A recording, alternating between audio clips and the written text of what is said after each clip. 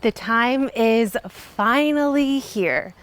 We are harvesting sweet potatoes today. This is all one big experiment for me this year. So you might recall at the beginning of the year, I told you guys I've only grown sweet potatoes one other time, and it was during like my first few years gardening. I'm pretty sure I did everything wrong.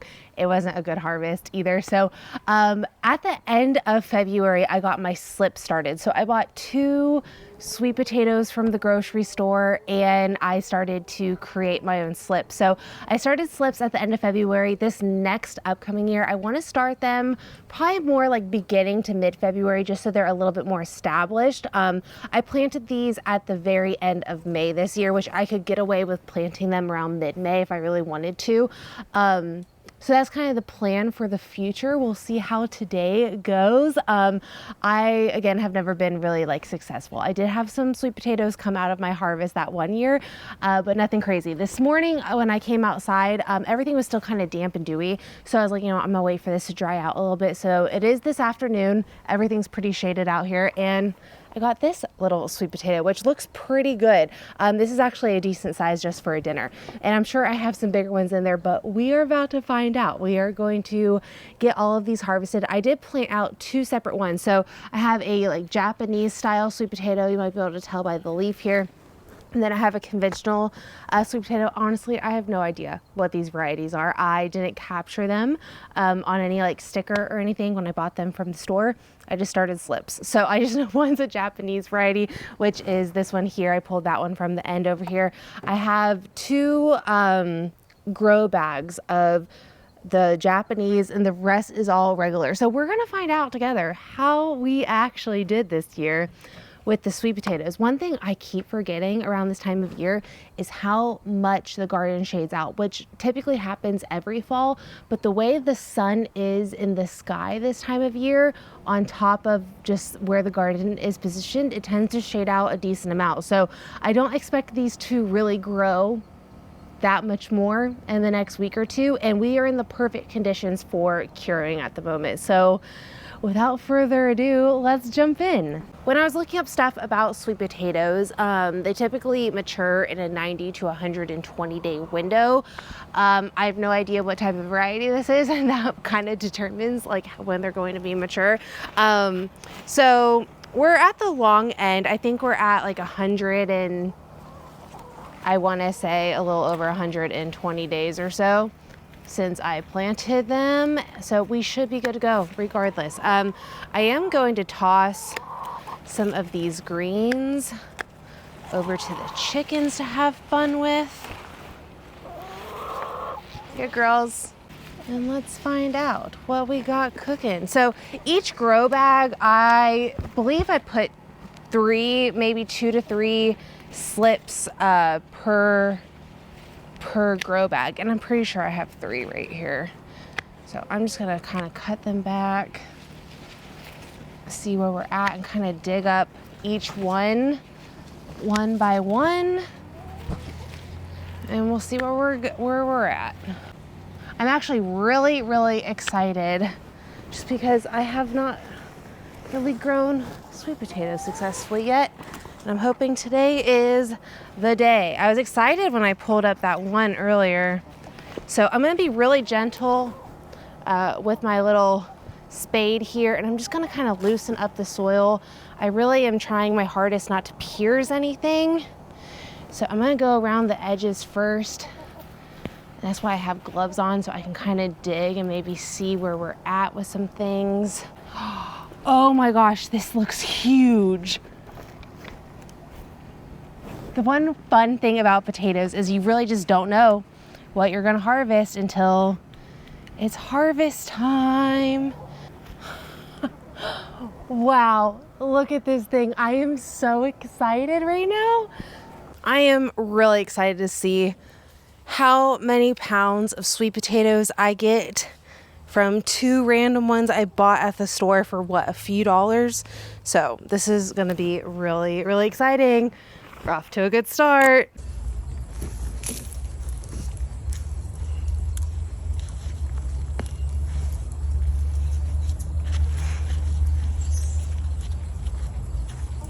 What a good little size sweet potato.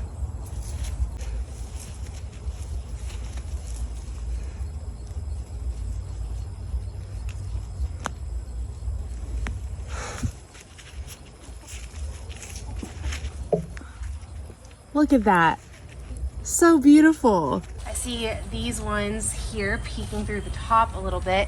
So one thing with any type of potato is at this point the skins are really, really fragile. That's one reason why you go through the curing phase to harden that outside layer so then it stores a lot better. So during this harvesting process, you do want to be as careful as you can to not like nick the potato. That way everything will cure better and store better.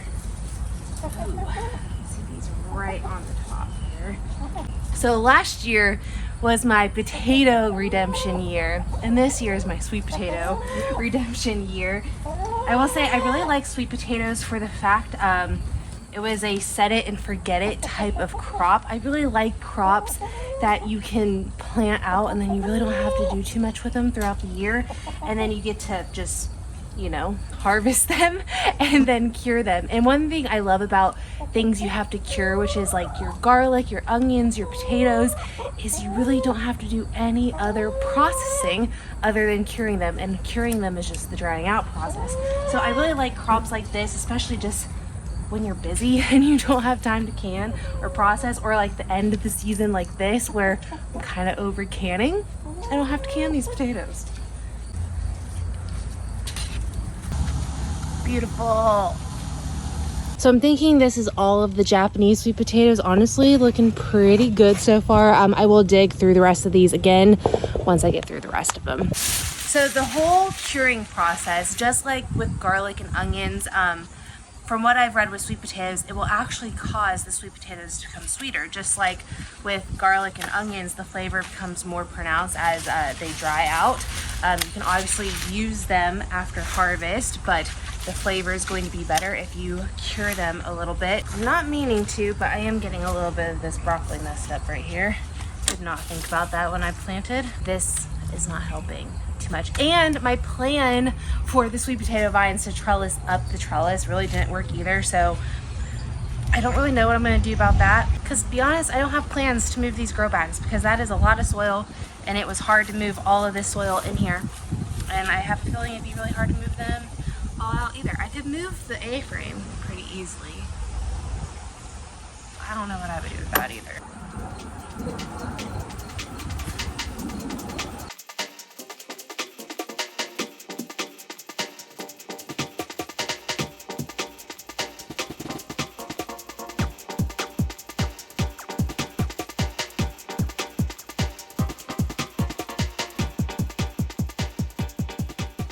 So I got a few really decent size sweet potatoes here.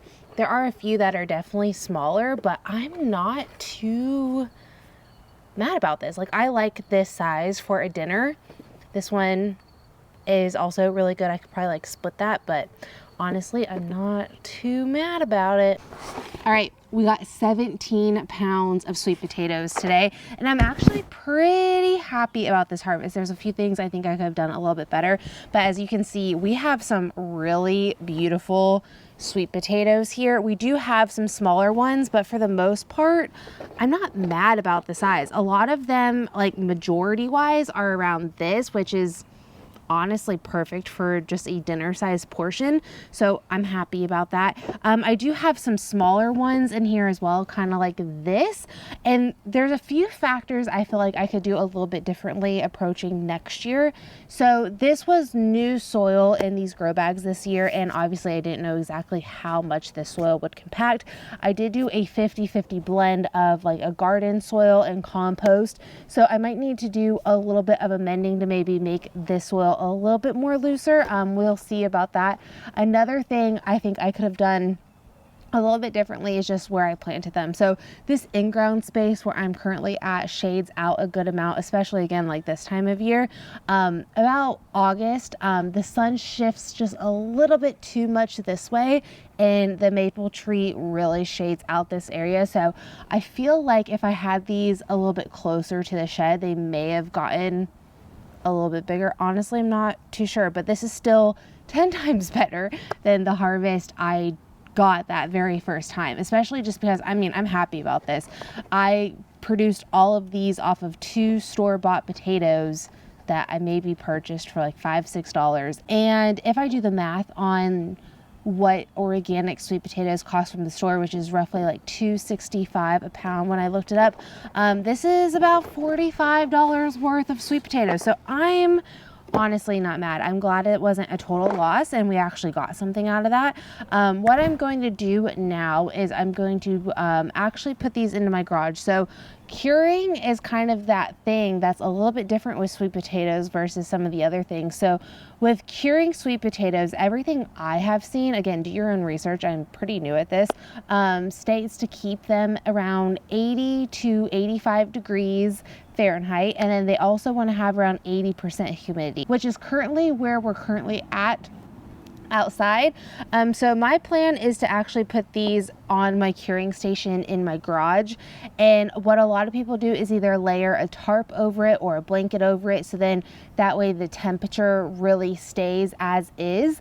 And the humidity also gets trapped, because you want to have a higher humidity and warmth while these are curing for roughly like 7 to 14 days. And then at that point you can store them in like a cooler storage, which I will put these in my basement at that time. And they say that you can just continue on curing them that way and they'll just continuously get sweet.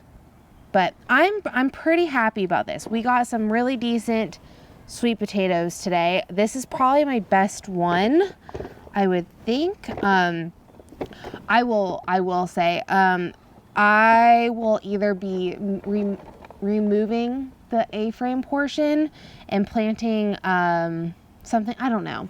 It was quite the pain in the butt to harvest these with that A-frame trellis right there. It was just, I couldn't get a lot of leverage and I really had to like pull and dig.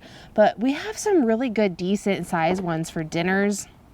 So I am not too mad about this. I also really want to use some of these sweet potatoes just to make a sweet potato puree.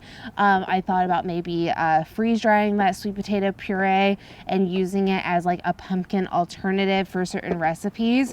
So that is kind of my plan with that. But overall, pretty happy. Looks like I missed a bean. I went around and I harvested a few other things. I harvested some green beans, peppers, tomatoes, some more cantaloupe. Honestly, nothing too crazy, nothing that you guys haven't already seen.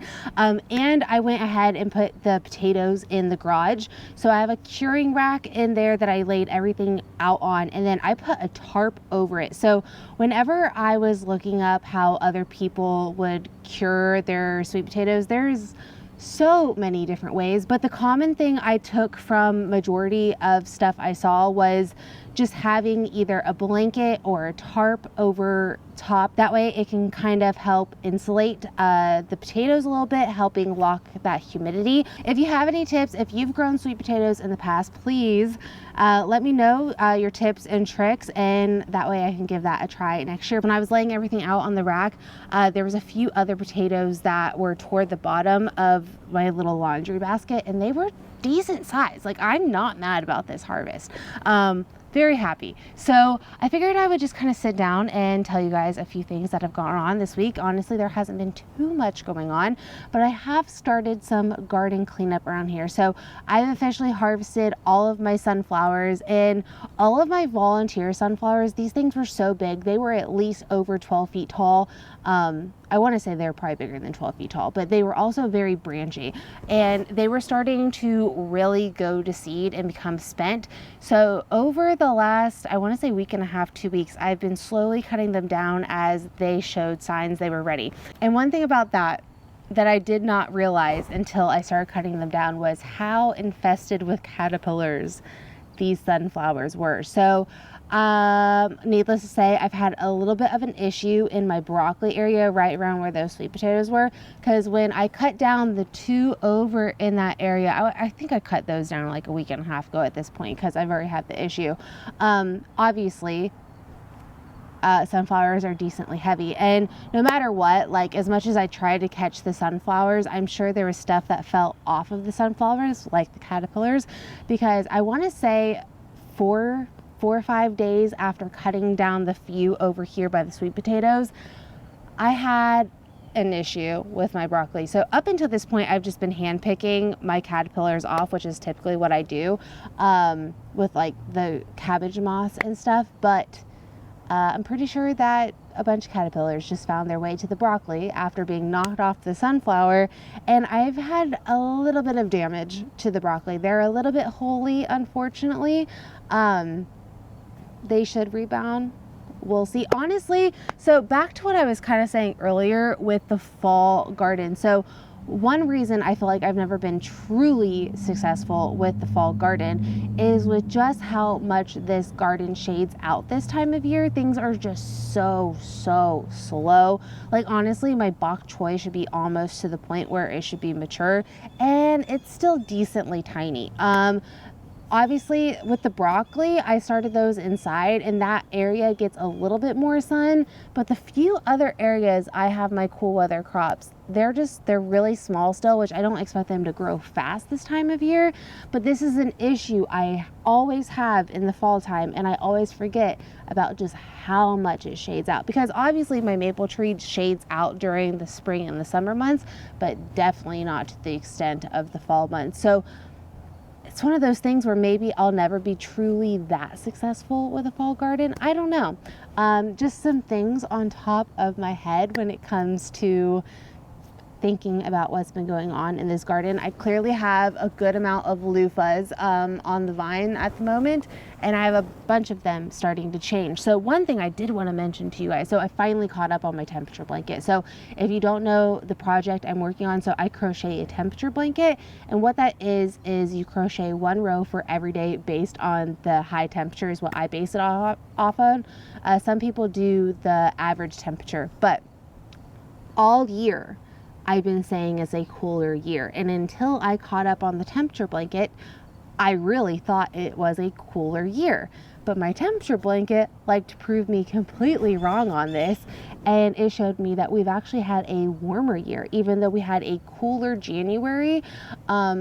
And the one thing that's been really different between 2023 and 2024, which I really feel like that's one reason why the garden is holding on so much, is we didn't have like a huge pocket of extreme heat. Like we've had a decent amount of days over 100, but they've been so spread out, and the rest of our days have really been like in the 90s, which really isn't bad, that everything's been doing really well. And since we didn't have that extreme hot pocket, I really felt like we were cooler. But overall, we've had more days in the 90s this year than last year. And there's a few other things. Like I'm going to be really interested to see how the end of the year goes and kind of calculate out exactly how many days are different. But it's looking like this year is overall warmer, which kind of surprised me, honestly. Our August was cooler. And then once we kind of cooled in August a little bit, our weather was like, no, we're still summer. And we actually have been decently warm up until, I want to say Sunday. Sunday was the first day of fall, and we got cool. So we've been in the 50s at night and in the 70s and now like 80s for the daytime temperatures. So it's definitely starting to feel like fall around here. But yeah, I didn't get a long form video out last weekend because I was actually learning how to butcher chicken. So I can finally check that off the list. I won't like go into too much detail here, but that is something I've been pretty vocal about as far as wanting to learn. So I don't really have like a desire just to be butchering chickens, and my husband doesn't have a desire either, but it is one of those things that I really wanted to learn the process. If you don't know, I was actually vegan years ago. Over the years though, I really learned more about regenerative agriculture and just how much animals work with the systems, and my health was like not the best. And I slowly, I mean, this is like, I want to say this is like 6 years ago now that I was like full on vegan for a few years.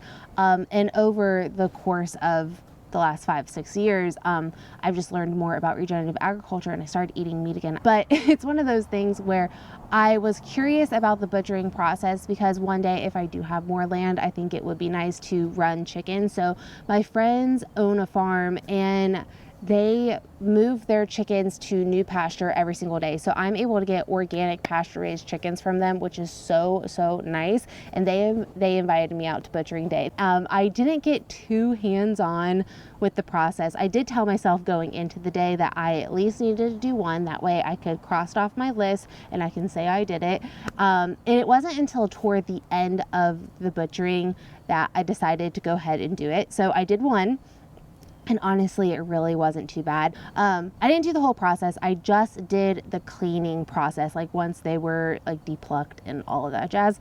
So I didn't do the whole thing from start to finish, but I did clean the chicken and did all that. And after I did one, I realized, okay, this really isn't bad. I could totally do this. So I did two. So I could just, because the first one I was like, walking step by step with my friend, like learning as I did it. And then the second time I was like, oh, hey, this really isn't too bad. Would I want to really do it? Maybe not really, but if I had to, I really think I could do it. I thought I could butcher chickens over anything else just because I do deal with whole chickens all the time. But that is something I've told you guys for years now that I have wanted to learn, and I can finally cross that off of the list, which honestly makes me feel a little bit proud that I actually did that, because I have never hunted before. I've never even took a fish off of a hook while fishing before. Like, I have done the bare minimum when it comes to doing anything like that, and I just wanted to prove to myself that I could do it, and I did it. So that was like the main new thing that I did this week. But we got the sweet potatoes harvested, and honestly at this point things are really going to start slowing down. We are in a window of about 12 hours of sunlight at this point, and as you saw, this garden again really shades out. So we are going to be getting our last few harvests in.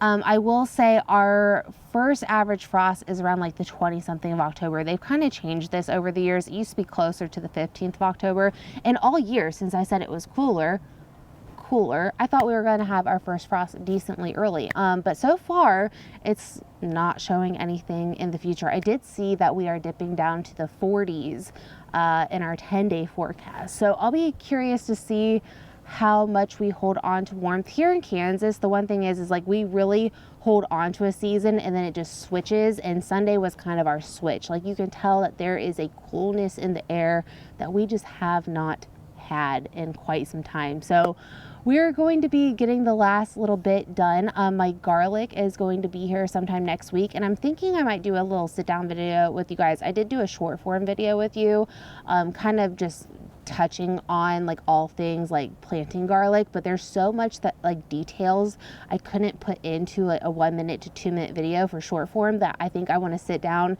and kind of chat all things garlic with you guys. So if you have any garlic questions, I'm pretty positive I'm going to do this video. Leave them in the comments of this video and I will make sure I answer them when I get to that next week. But yeah, we are in the very final stretch. We are honestly in the last 3 to 4 weeks of this garden. If we have longer than 4 weeks, I'll be kind of shocked. The last few years, we've been the last week of October for our first frost date. So I am milking and embracing this garden as much as I can. I've just been coming out in the mornings and kind of taking the morning slower and really enjoying the garden for what it still is. It definitely does not look as pretty as it did.